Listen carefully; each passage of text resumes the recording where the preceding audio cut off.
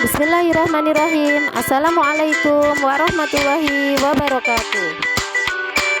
Bagaimana kabar kalian para siswa yang cerdas dan berakhlak mulia? Semoga kalian selalu sehat walafiat, senantiasa dalam lindungan Allah Subhanahu wa taala dan tetap semangat belajar di rumah. Berjumpa lagi dengan Ibu Endang Lindarti, Sarjana Pendidikan dari MTS Negeri 4 Karanganyar. Kalian akan mempelajari mata pelajaran Bahasa Indonesia untuk SMP maupun MTS kelas 8. Pada kesempatan ini kalian belajar kompetensi dasar 3.16, menelaah karakteristik unsur dan kaidah kebahasaan dalam teks drama. Oke, simak penjelasan Ibu Guru lebih lanjut ya. Struktur teks drama. Struktur teks drama terdiri dari 3 bagian, yaitu prolog, dialog, dan epilog. Bagian dialog itu sendiri terdiri dari 3 struktur, yaitu orientasi, komplikasi, dan resolusi. Oke, kita pelajari dulu struktur yang pertama, yaitu prolog. Prolog merupakan pembukaan atau peristiwa pendahuluan dalam sebuah drama atau sandiwara. Bagian ini biasanya disampaikan oleh narator untuk menjelaskan gambaran para pemain, gambaran latar, dan sebagainya. Contoh prolog drama berjudul Malin Kundang. Malin Kundang adalah seorang anak yang telah lama merantau meninggalkan tanah kelahirannya. Ia mengembara mengadu nasib demi mendapatkan kehidupan yang lebih baik. Ia meninggalkan Mande, ibu kandungnya seorang diri di tanah kelahirannya. Singkat cerita, akhirnya Malin Kundang berhasil menikah dengan seorang putri saudagar kaya raya. Ia pun kembali ke tanah kelahirannya bersama sang putri. Demikian tadi anak-anak contoh prolog. Struktur drama selanjutnya adalah dialog. Dialog merupakan media kiasan yang melibatkan tokoh-tokoh drama yang diharapkan dapat menggambarkan kehidupan dan watak manusia, problematika yang dihadapi, dan cara manusia dapat menyelesaikan persoalan hidup. Dalam dialog tersaji urutan peristiwa yang dimulai dengan orientasi, komplikasi, dan resolusi. Orientasi adalah bagian awal cerita yang menggambarkan situasi yang sedang atau sudah terjadi. Komplikasi berisi tentang konflik-konflik dan pengembangannya, gangguan-gangguan, halangan-halangan dalam mencapai tujuan, dan lain-lain. Pada bagian ini dapat diketahui watak tokoh utama yang menyangkut protagonis dan antagonis. Bagian dialog resolusi adalah bagian klimaks atau turning point dari drama, berupa babak akhir cerita yang menggambarkan penyelesaian atas konflik-konflik yang dialami para tokohnya. Nah, ini Ibu sampaikan contoh dialog bagian orientasi ya. Karena dialog jadi bentuknya adalah percakapan. Dalam contoh ini adalah percakapan antara Malin dan Putri. Malin, istriku, inilah tanah kelahiranku dulu, sambil menunjuk ke arah daratan dari atas perahu yang bersandar. Putri, sungguh indah sekali tanah kelahiran kau ini, Kanda. Nah, ini bagian orientasi. Contoh dialog bagian komplikasi.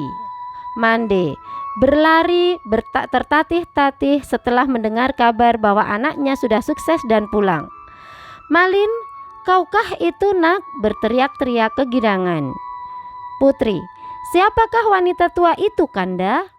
Malin menyembunyikan wajah terkejut ketika melihat ibunya berlari ke arah perahu. Kanda tak tahu, Dinda, mungkin itu hanya pengemis yang ingin meminta sedikit sumbangan dari kita saja. Sudah, jangan pedulikan lagi dia. Mande, Malin, ini ibumu, nak. Sudah lupakah kau pada ibu yang telah mengandung dan membesarkan kau ini, Malin? Malin, wahai wanita tua, jangan sekali-kali kau berani mengaku sebagai ibuku.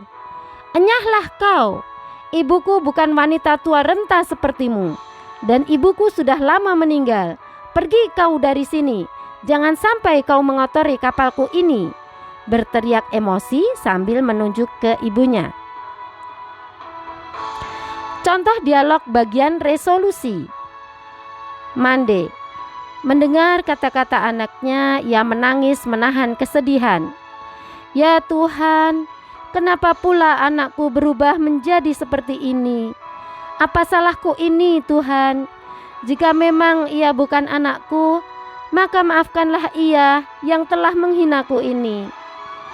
Namun jika ia benar anakku si Malin Kundang, maka hukumlah dia yang telah durhaka itu, sambil menengadahkan tangan memohon kepada Tuhan. Struktur teks drama yang terakhir atau yang ketiga yaitu epilog.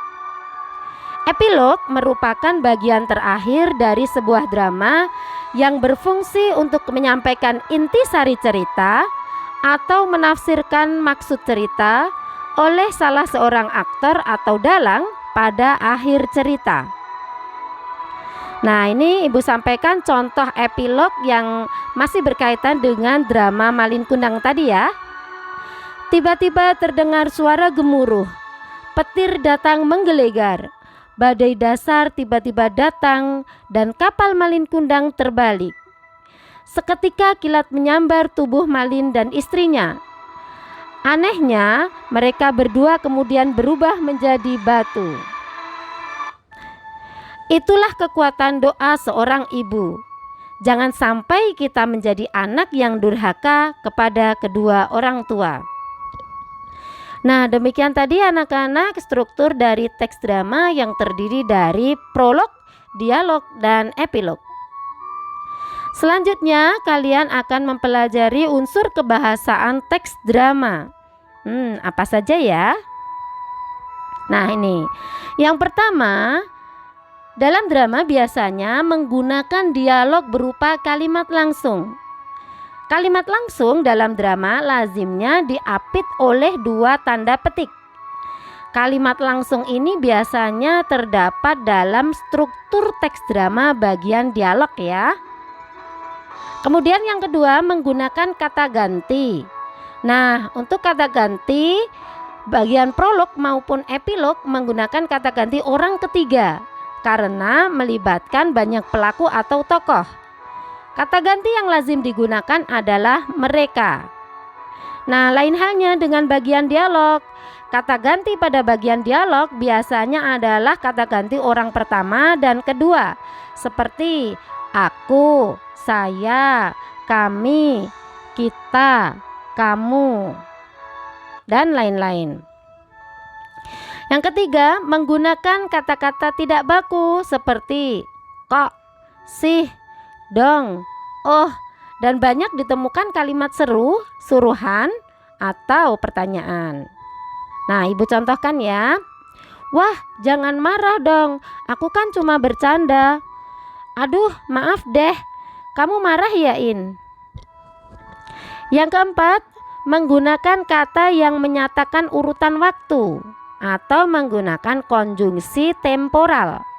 Contoh dari konjungsi temporal adalah kata sebelum, sekarang, setelah itu, mula-mula, kemudian, akhirnya, sesudah, dan lain sebagainya. Unsur kebahasaan yang kelima yaitu menggunakan kata kerja yang menggambarkan suatu peristiwa yang terjadi atau disebut verba material. Contohnya menyuruh, menyingkirkan, menghadap, beristirahat, berlari, menyapu, menulis, dan lain sebagainya. Yang keenam, menggunakan kata kerja yang menyatakan sesuatu yang dipikirkan atau dirasakan, atau juga disebut verba mental. Contohnya, merasakan, menginginkan, mengharapkan, mendambakan, mengalami, dan lain sebagainya. Yang ketujuh, menggunakan kata-kata sifat untuk menggambarkan tokoh, tempat, atau suasana. Kata-kata yang dimaksud adalah ramai, bersih, baik, gagah, kuat, dan lain sebagainya.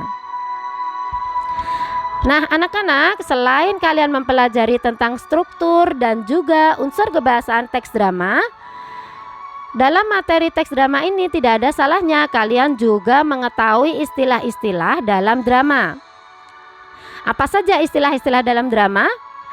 Yang pertama, babak. Babak adalah bagian dari lakon drama. Satu lakon drama mungkin saja terdiri dari 1, 2, atau 3 babak. Adegan merupakan bagian dari babak yang menggambarkan satu suasana yang merupakan bagian dari rangkaian suasana-suasana dalam babak. Jadi adegan ini merupakan salah satu bagian dari babak. Monolog adalah percakapan seorang pemain dengan dirinya sendiri.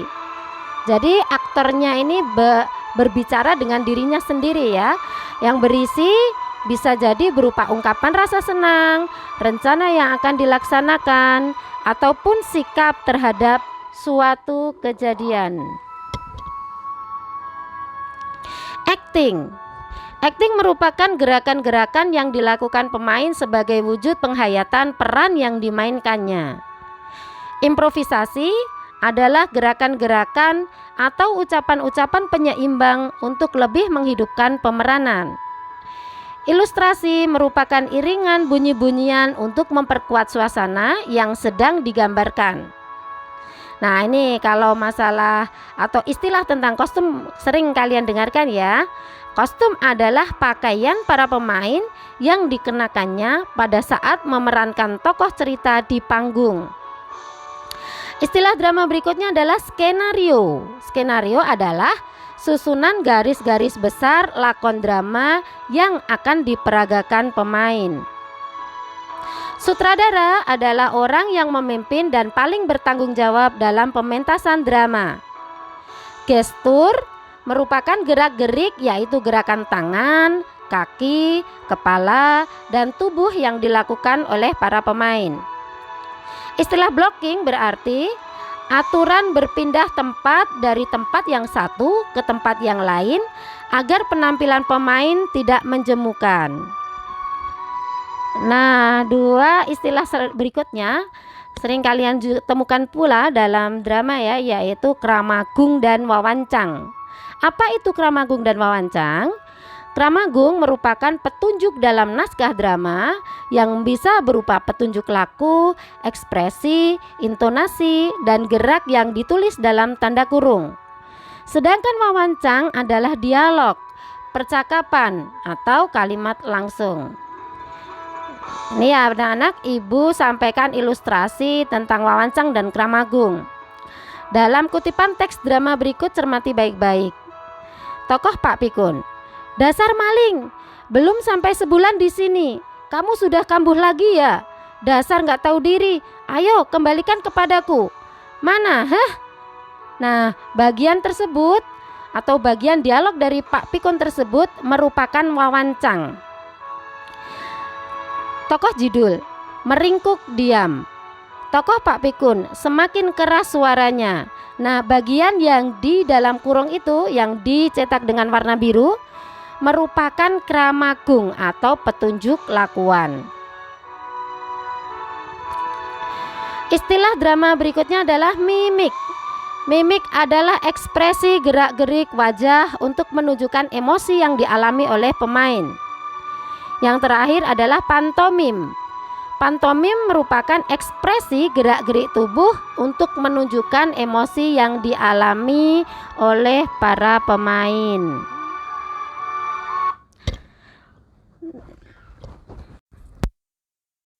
Demikian tadi materi, struktur dan unsur kebahasaan dari teks drama. Semoga bisa dipahami dengan baik.